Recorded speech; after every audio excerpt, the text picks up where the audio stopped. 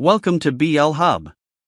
If you're a lover of boys' love stories or you do kick your legs while watching two men kissing, then you are at the right place. Don't forget to subscribe, like, and share before we dive into this story. Thank you.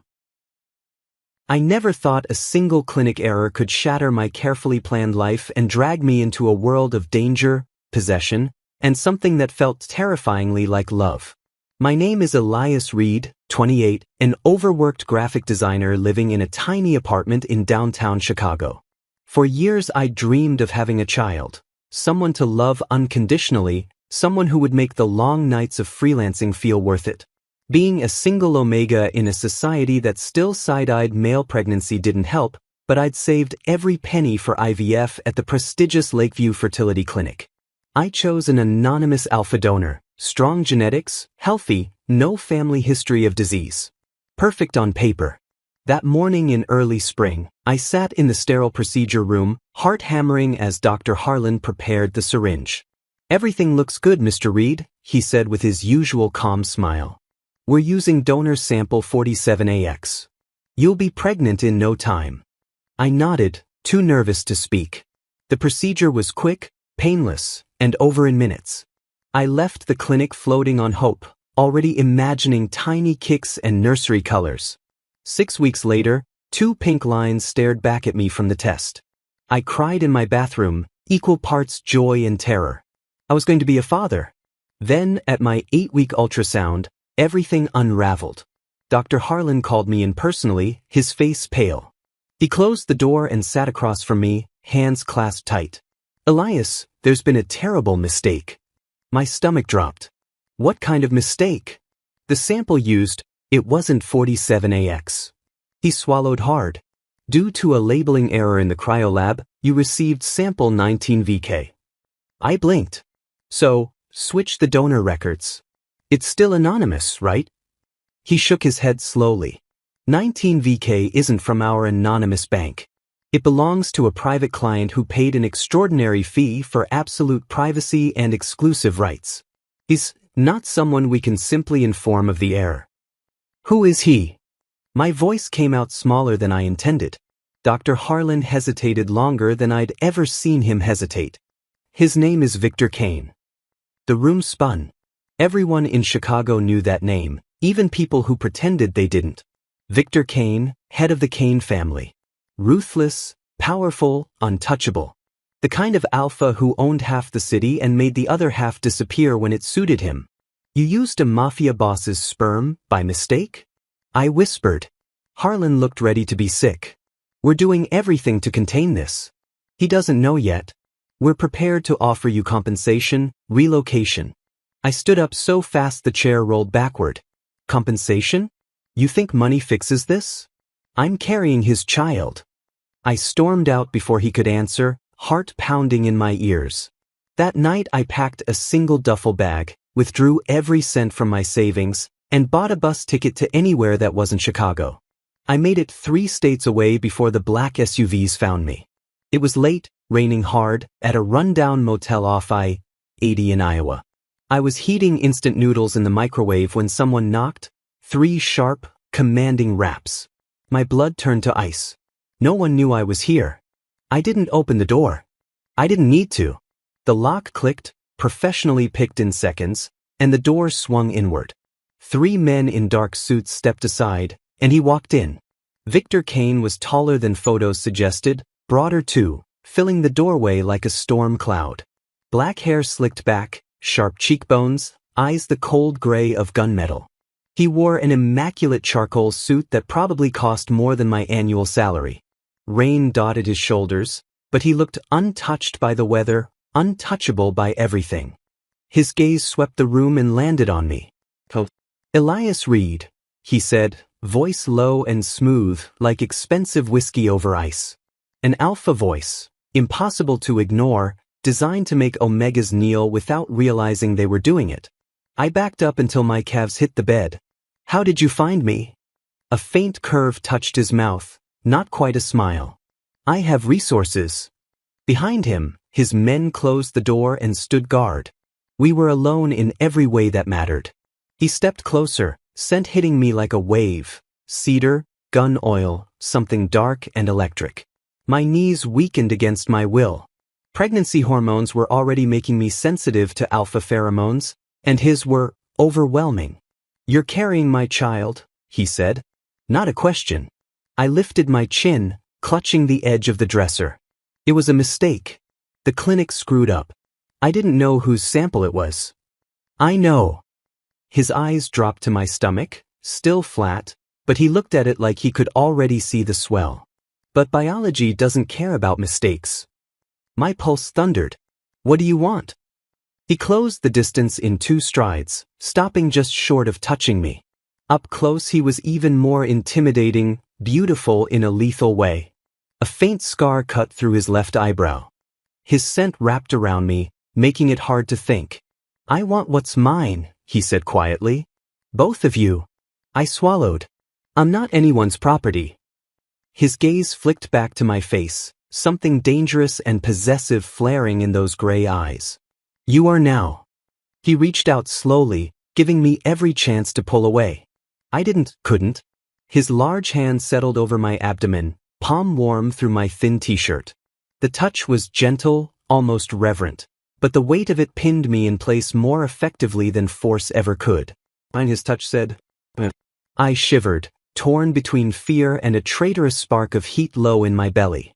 His thumb brushed once, twice, in a small soothing circle. "You ran," he murmured.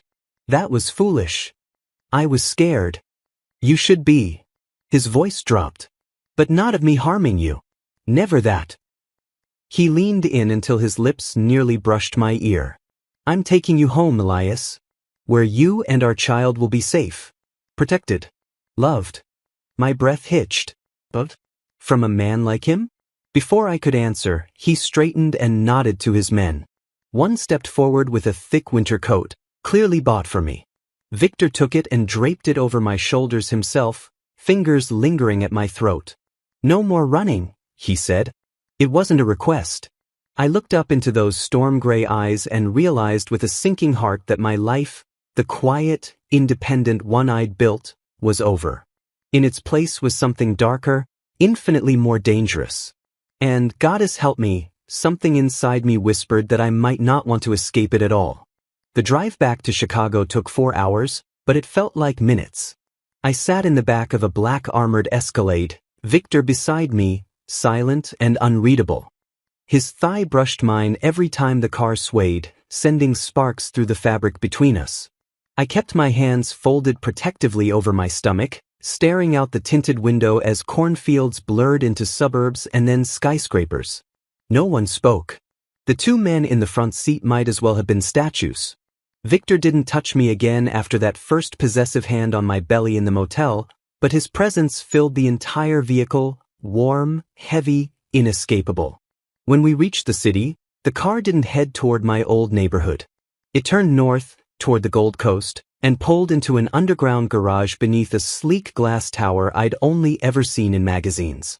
Kane Residences, 40 floors of luxury that no normal person could afford. An elevator ride later, private, key-coded, and the doors opened directly into the penthouse. I stepped out and almost stumbled. The place was enormous, floor-to-ceiling windows overlooking Lake Michigan, dark hardwood floors, modern furniture in shades of charcoal and steel. It smelled like him, cedar and that faint metallic edge. Everything screamed money and power, but it wasn't flashy. It was controlled.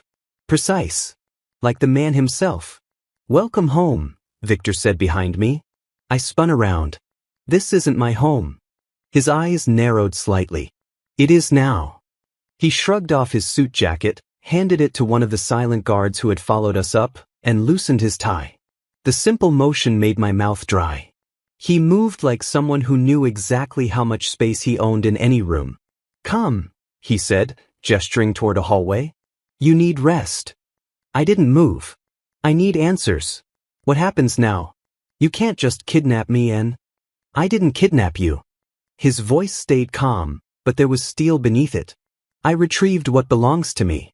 There's a difference." I laughed, sharp and disbelieving. "Belongs to you? I'm a person, Victor. Not property." He stepped closer, and I hated how my body reacted, heart racing, skin prickling. "You're carrying my child," he said quietly. "That makes you family. And no one touches my family." Family. The word hit harder than I expected. I'd grown up without one. Foster homes, group houses, always on the outside looking in. The idea that this dangerous man was claiming me as family felt absurd and terrifyingly tempting. He saw the flicker in my expression. Of course he did. "You're exhausted," he continued.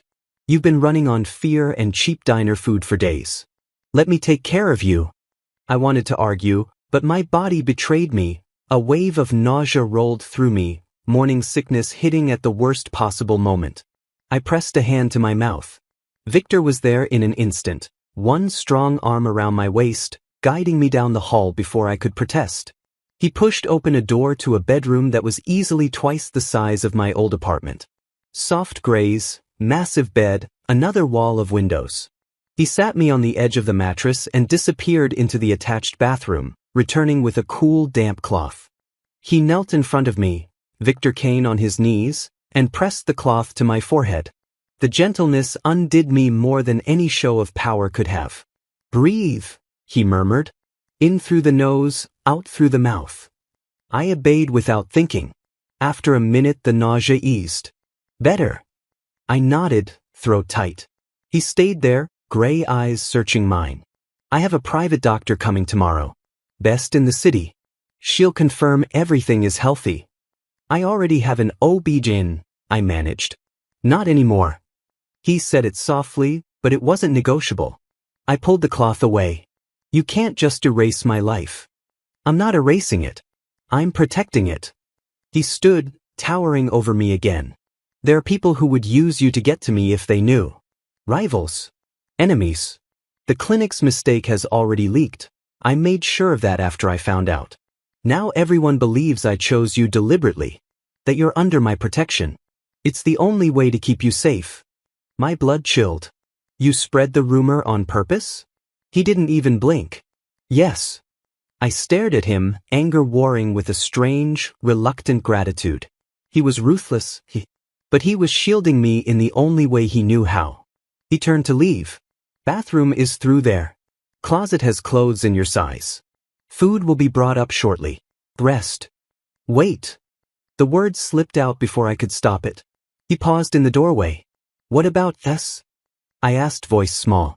"You said both of us are yours. What does that mean?" For the first time, something almost vulnerable crossed his face. Then it was gone. "It means," he said slowly, "that I will never let anyone hurt you. It means this child will have everything I can give. And it means," he took a breath, "it means I intend to court you properly, Elias.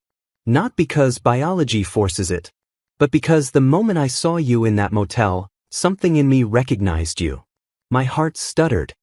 He gave a small, almost self-mocking smile. "Sleep. We'll talk tomorrow." The door closed softly behind him. I sat there for a long time, cloth still clutched in my hand, trying to process everything. Eventually exhaustion won. I showered in the marble palace of a bathroom, pulled on soft sweatpants and a t-shirt that smelled faintly of his detergent, and crawled into the enormous bed. I fell asleep almost instantly, and dreamed of gray eyes watching over me. The next morning, I woke to sunlight pouring through the windows and the smell of coffee and something sweet. A tray waited on the bedside table, fresh fruit, yogurt, croissants still warm, ginger tea for the nausea. A note in bold, elegant handwriting, "Eat everything." I hated how much I smiled at that. After breakfast, the doctor arrived, a kind beta woman in her 50s who introduced herself as Dr. Moreau. She examined me thoroughly, confirmed the pregnancy was progressing perfectly, and scheduled weekly visits. When she left, Victor appeared again, this time in a crisp white shirt with sleeves rolled up, revealing corded forearms marked by faint scars. He looked less like a crime lord and more like a man. "Come," he said. "I want to show you something." He led me through the penthouse to a closed door I hadn't noticed before. When he opened it, my breath caught. A nursery. Half finished, but already beautiful. Soft cream walls, a crib of dark wood, a rocking chair by the window. Sketches and paint swatches were pinned to one wall, clearly waiting for input. I started it the day I found out, he said quietly. I don't know if we're having a boy or girl yet, but I thought you could choose the rest. I walked inside, running my fingers over the smooth crib railing.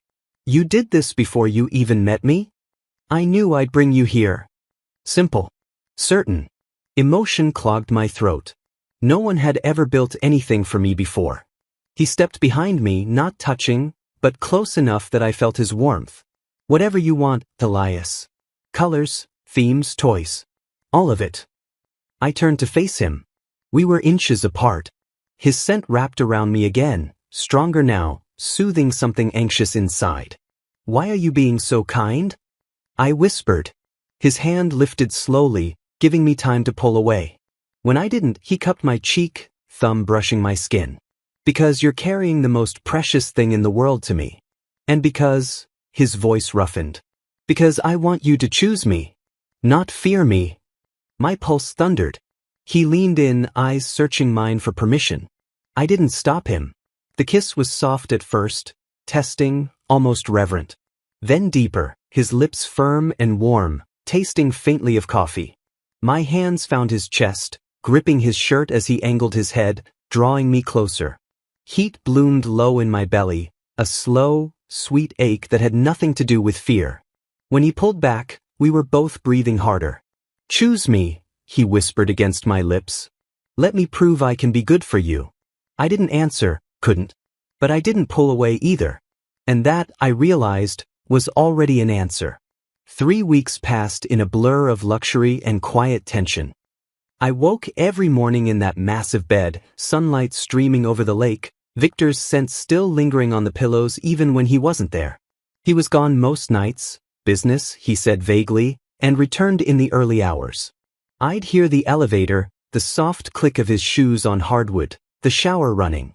Sometimes he'd check on me, standing in the doorway just long enough for me to pretend I was still asleep. During the day he was attentive. Almost too attentive. Breakfast appeared exactly when my nausea eased. Prenatal vitamins waited on the counter. He'd text from wherever he was, short messages that somehow always hit at the right moment. Eat the salmon today. Good for the baby. Ginger tea is in the tin on the left. Dr. Moreau moved your appointment to 2 p.m. Traffic is light. I hated how much I started looking forward to those texts. We fell into a strange routine. Mornings were mine. Work from the home office he'd set up for me, freelance projects I could still manage remotely. Afternoons he was home and we'd talk. Or rather, he'd ask questions and I'd answer, slowly letting pieces of my life slip out. He listened like every detail mattered. Where I grew up. The foster homes. The years scraping by on ramen and dreams. How long I'd wanted a child. He never interrupted, never looked bored. Just absorbed it all with those intense gray eyes. One afternoon we sat in the nursery, me cross-legged on the floor sorting through paint samples, him in the rocking chair watching. I held up 2 swatches, soft sage versus pale blue. Which one? I asked. He tilted his head. The green. Calming. I smiled despite myself. You have an opinion on nursery colors?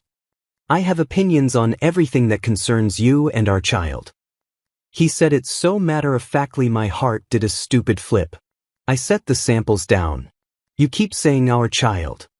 But you barely know me. He leaned forward, elbows on knees. I know you sing off-key in the shower when you think no one's listening.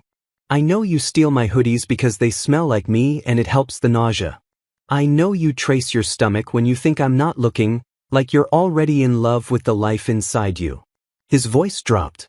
I know I want to be the one who makes you feel safe enough to do all of that forever. My breath caught. No one had ever seen me like that, really seen me. I looked away first. You're intense, you know that? A low chuckle. Occupational hazard. That evening everything shifted. I was in the kitchen, attempting to make pasta because I was tired of being waited on. Victor walked in, sleeves rolled up, tie gone, looking exhausted in a way I hadn't seen before. There was a cut on his knuckle, fresh and red. I froze. What happened? Nothing. He went straight to the sink to wash his hands. That's not nothing. I stepped closer, heart pounding for reasons I didn't want to name. Victor, He dried his hands slowly, then turned. The exhaustion was deeper than physical, something haunted in his eyes. "Business," he said finally. "A rival family tried to send a message. They failed." I swallowed. "Are you hurt anywhere else?"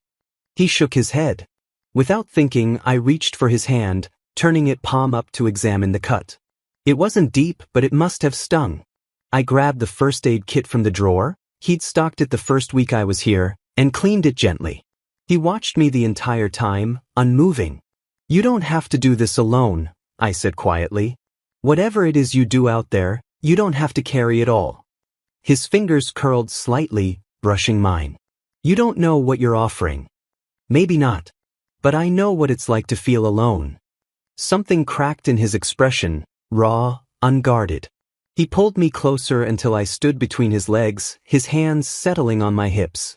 My belly was just starting to round, a small curve he seemed fascinated by. "You undo me, Elias," he murmured. "Do you know that?" I shook my head. He leaned in, forehead resting against mine. "I've spent years building walls, controlling everything. And then you show up, terrified, defiant, carrying my child, and suddenly I'm the one who's scared." "Of what?" "Of losing you. Of not being enough." His voice roughened. "Of you never choosing me back." My heart ached. I cupped his face, thumbs brushing the sharp lines of his cheekbones. "You're trying," I whispered. "That matters." He searched my eyes, then closed the distance. This kiss wasn't gentle like the first. It was hungry, desperate, like he was pouring everything he couldn't say into it. His hands slid up my back, pulling me flush against him. I melted, fingers threading through his hair, tugging just enough to make him groan low in his throat. He tasted like coffee and danger and something that was quickly becoming home. When we broke apart, both breathing hard, he rested his forehead against mine again. "Stay with me tonight," he said. "Not because you have to. Because you want to." I hesitated only a second. Then I nodded. He lifted me easily, ignoring my half-hearted protest about weight, and carried me to his bedroom. Not the guest room I'd been using. The room was darker, more masculine, deep navy walls, massive bed, his scent everywhere. He set me down gently, then stepped back, giving me space. "We don't have to do anything," he said quietly. "Just let me hold you." I believed him. And that was the problem. I wanted more than holding. But he kept his word. We lay tangled together, my back to his chest, his hands splayed protectively over my belly. He traced slow circles until my eyes grew heavy. Just before I drifted off, he whispered against my neck, "I'm falling for you, Elias. And I don't know how to stop." I didn't answer. I couldn't. Because I was falling too, and it terrified me. The next morning I woke alone, but there was a single red rose on the pillow and a note. Meeting ran long. Be home by noon. Dream of me. I smiled like an idiot, clutching the rose. Then my phone buzzed on the nightstand, an unknown number. I answered without thinking. Elias Reed? A man's voice, smooth and cold. "Yes." "You're going to want to listen carefully. Victor Kane has enemies. Powerful ones. If you want to keep that baby safe, you'll meet me today. Alone." My blood turned to ice. "Who is this?" "Someone who can get you out before it's too late." "Grant Park, by the fountain. Come alone or the deal's off." The line went dead. I sat frozen, rose stem cutting into my palm. Victor's world wasn't just dangerous, it was closing in. And now it had my name on it. I stared at the dead phone in my hand, pulse roaring in my ears. The rose stem had broken. A bead of blood welled on my thumb, but I barely felt it. Grant Park. Come alone. Every instinct screamed trap. Victor had warned me. Rivals, enemies, people who would use me to hurt him. This was exactly what he'd described. But the voice on the phone had sounded so certain, so calm. What if it wasn't a lie? What if someone really could get me and the baby out before Victor's world swallowed us whole? I paced the bedroom, one hand cradling the small curve of my stomach. For months now, just starting to show under loose shirts. The baby had begun to move, little flutters that made everything feel real. Too real to risk. but too real to stay in a gilded cage forever either. I thought of Victor's face last night, raw, unguarded, whispering he was scared of losing me.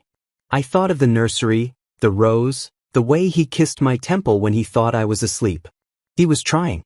God, he was trying so hard in his own broken way. And yet, this was still his world. Blood on his knuckles. Meetings that ran long and left shadows in his eyes. I couldn't just wait for the next threat. I grabbed my phone again and opened the Notes app. Fingers shaking, I typed a message I never sent. Someone called. They want to meet at Grant Park, noon. They said they can get me out. I don't know if it's real, but I'm scared. If something happens to me, I deleted it. If I told him, he'd lock the place down. Armed guards at every door. I'd never get answers. Instead, I wrote a different note, short, careful.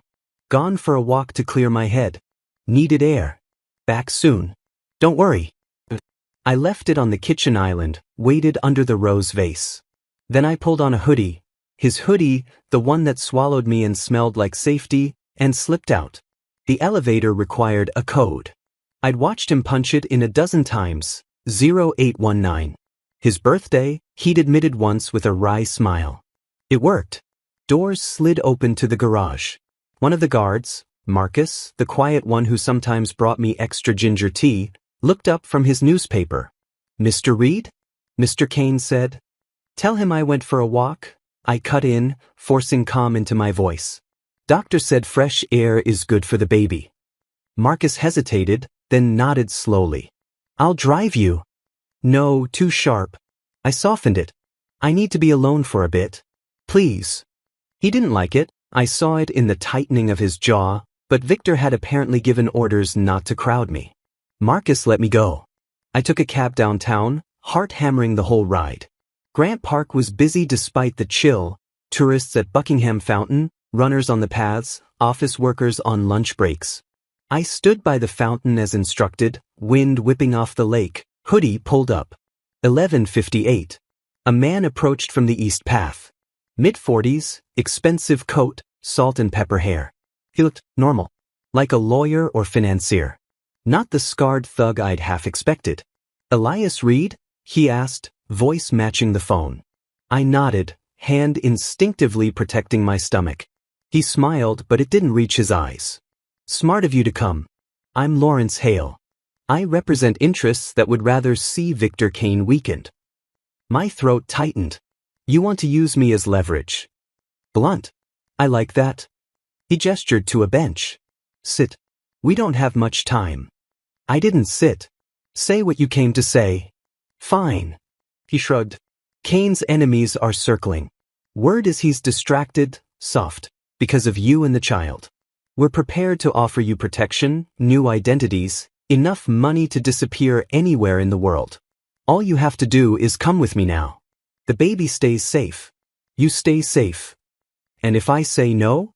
His smile thinned. Then next time, we won't ask nicely. A chill unrelated to the wind ran down my spine. I glanced around. Too many people. No obvious threats. But something felt wrong, like eyes on my back. Why should I trust you? I asked. Because Kane will never let you go willingly. You're a weakness now. Eventually he'll see that. And when he does, he'll let it hang. I thought of Victor's hand on my belly, gentle and reverent. The way he'd looked at me last night, like I was his salvation, not his downfall. No, I said quietly. Hale's expression hardened. Think carefully. I have. I stepped back. I'm not going anywhere with you. His hand dipped into his coat pocket. That's when chaos erupted. A black SUV screeched to a halt on the path 20 feet away. Doors flew open. Victor stepped out first, coat flapping, face carved from ice. 4 men fanned out behind him, weapons drawn but held low. Hale swore and reached faster. Victor moved like lightning. One moment he was by the car, the next he had Hale by the throat against the fountain's stone edge. Don't, Victor snarled, voice lethal. Hale froze, hand still in his pocket. Victor's gaze flicked to me, wild, furious, terrified. Are you hurt? I shook my head, barely. He turned back to Hale. You have 3 seconds to remove your hand. Empty. Hale complied, pale now. Victor's men swarmed, cuffing Hale roughly. The park had gone quiet, people backing away, phones out. Victor released Hale into his guard's grip and strode to me.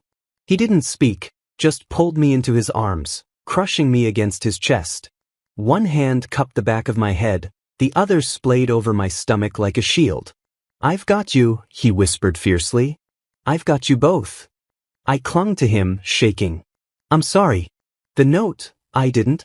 "Sure." He pulled back just enough to scan my face, thumbs brushing my cheeks. "You're safe. That's all that matters." Behind him, Hale spat blood. "You can't protect him forever, Kane. He'll see what you really are."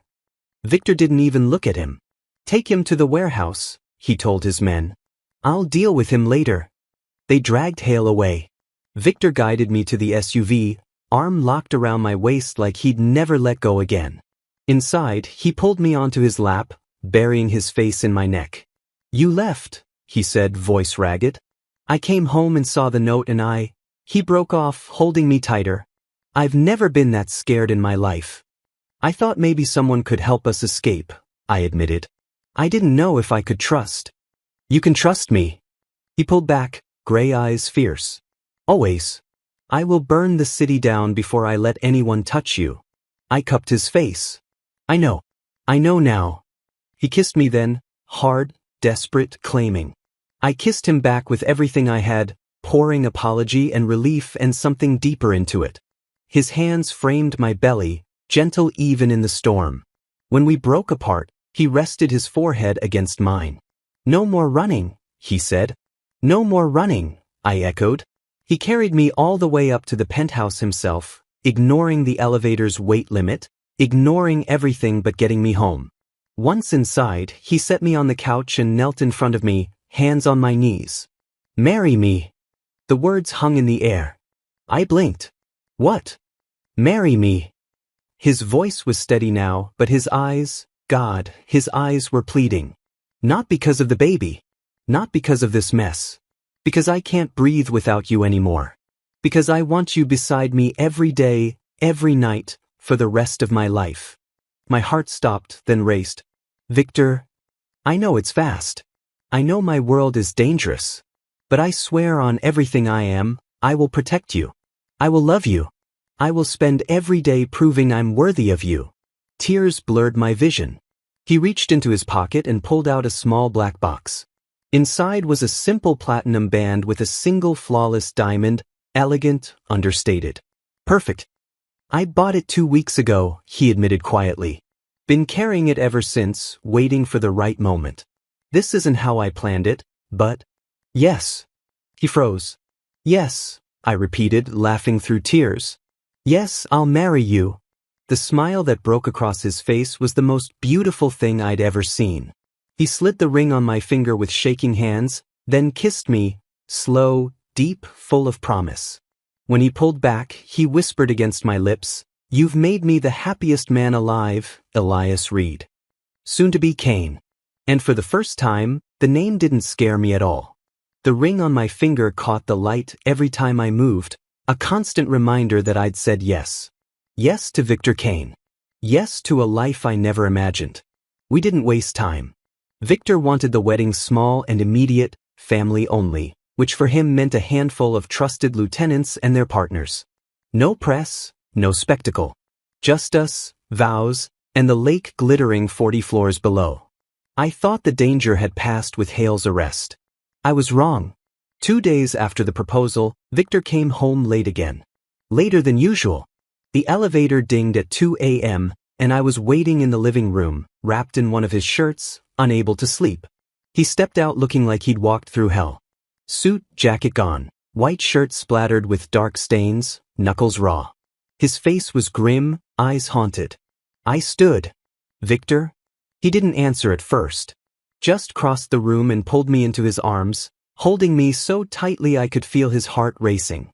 "I'm okay," he murmured into my hair. "We're okay." But he wasn't. I felt it in the fine tremor running through him. "What happened?" He pulled back, hands framing my face. "Hale talked. Gave up names. We hit 3 locations tonight. Ended it. Ended it. The finality in his voice made my stomach twist. You killed people, I said quietly. His jaw tightened. I protected my family. I searched his eyes. There was no remorse there, only exhaustion and fierce determination. Was it the people who sent hail? Some. The rest scattered. He brushed his thumb over my cheek. It's handled. No one's coming for you again. I wanted to believe him. God, I wanted to. He kissed me then, slow, deep, tasting of copper and desperation. I kissed him back, hands sliding under his ruined shirt, needing to feel that he was real, alive, here. Emotions swirled between us. Relief, fear, love too big to name yet. His palms settled over my belly, now noticeably rounded at 5 months, and he rested his forehead there for a long moment. I'm sorry you saw me like this, he whispered against my skin. I'm not, I said. I need to see all of you. The good and the dark. He straightened, eyes searching mine. And you still want me? I took his blood-streaked hand and placed it over my heart. I chose you. All of you. Something in him softened. He led me to the bathroom, stripped us both with careful hands, and stepped us into the shower. Warm water washed away the night, turning pink at our feet. I washed his hands, his chest, his hair, until the water ran clear and only us remained. After, wrapped in towels, he carried me to bed and held me until dawn, whispering promises against my neck. The wedding was 4 days later. We married on the penthouse rooftop at sunset. Just 10 people total. I wore a simple white linen shirt and loose pants that accommodated my growing belly. Victor wore all black, suit tailored to perfection, looking every inch the dangerous alpha he was. Dr. Moreau officiated, her beta calm as steady anchor. Victor's second-in-command, Luca, stood as witness. No one else from my old life, just the new one I was building. The vows were short, but they cracked something open in me. Victor took my hands, gray eyes locked on mine. Elias, I vow to protect you and our child with my life. To love you fiercely, honestly, every day I'm given. To build a home where you never doubt your place. You are my heart, my everything. My voice shook as I repeated similar words, promising to stand beside him, to choose him, to love him through the light and the shadows. When he kissed me, the city lights flickered on below us, and for a moment the world felt perfect. That night, we didn't leave the bedroom. Emotions ran high, joy, relief, the weight of everything we'd survived. We came together slowly, reverently, every touch a promise kept.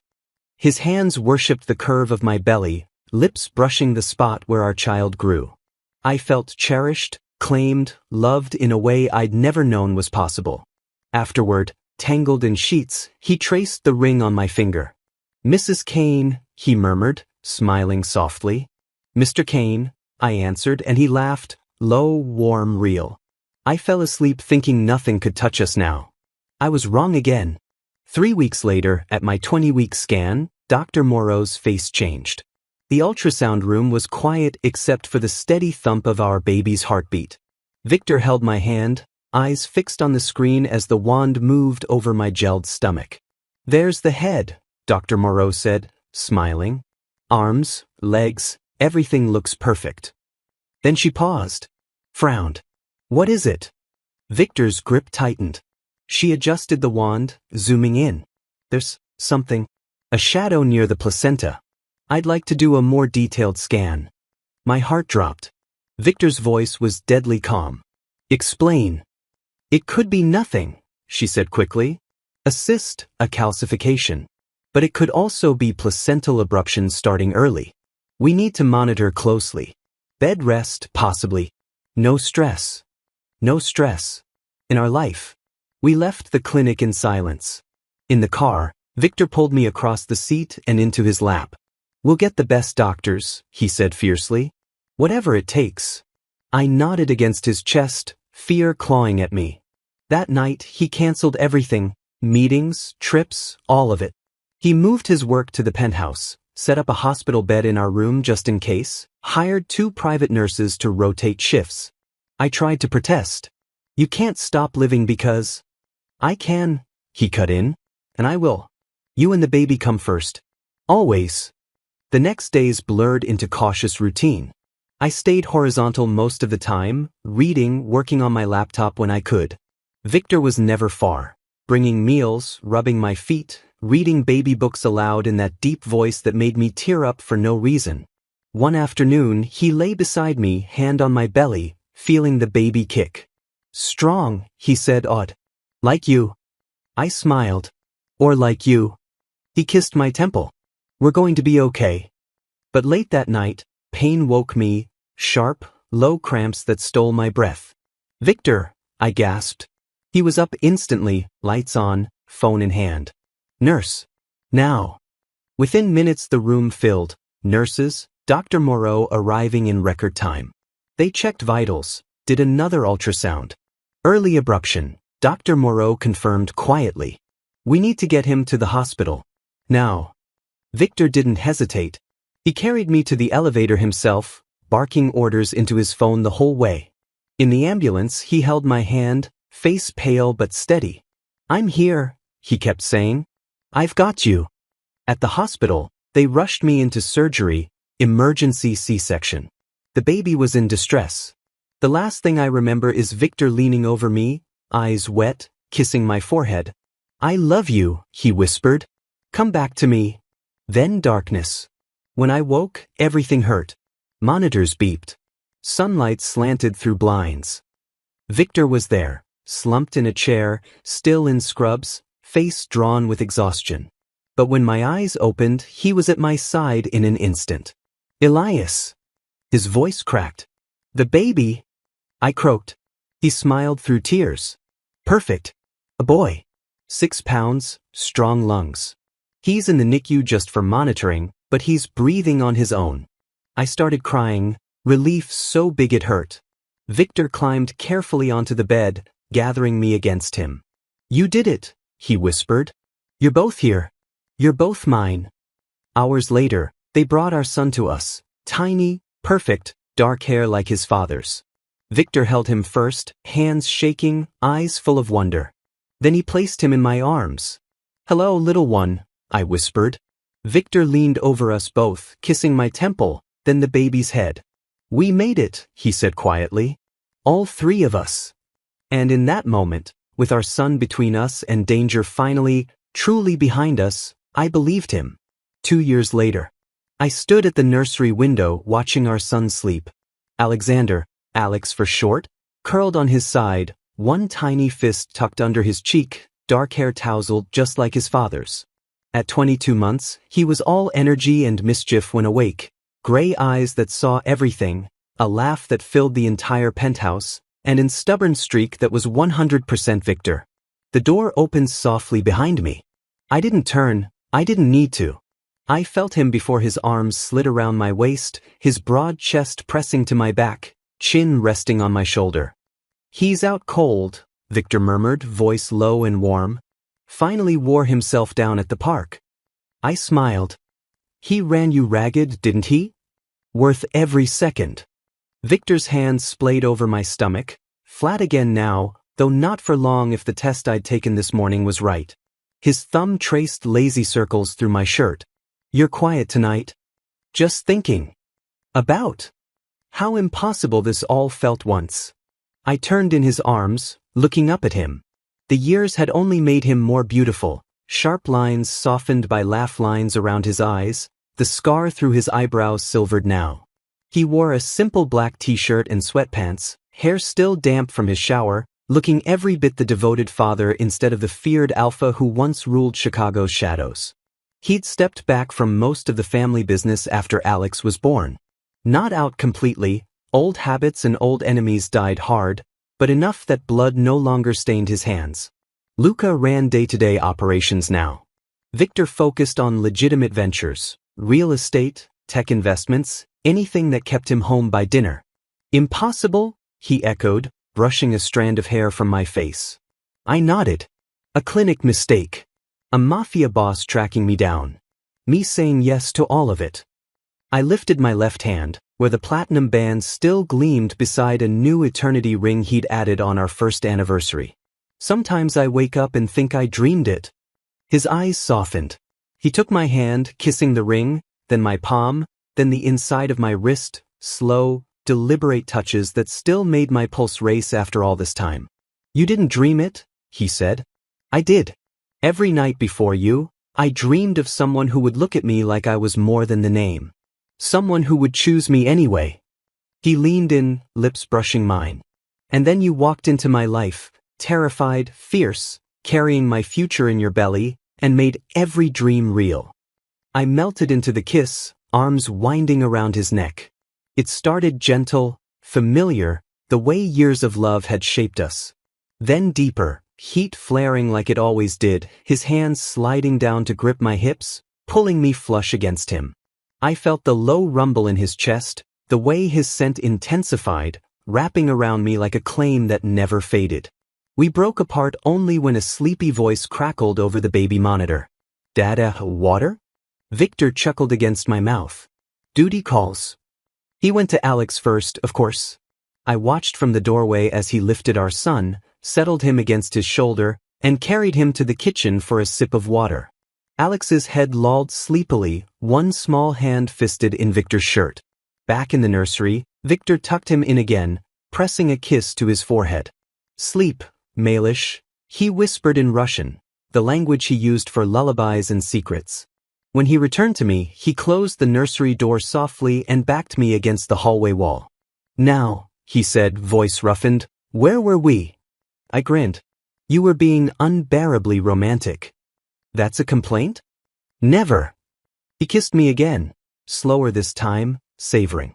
His hands framed my face, thumbs stroking my cheeks like I was something precious. When he pulled back, his eyes searched mine. I have something for you.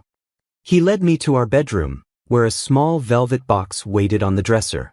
Inside was a delicate gold necklace, a tiny pendant shaped like an infinity symbol, studded with 3 stones, Alex's birthstone, mine, and Victor's. For all of us, he said quietly. Past, present, future.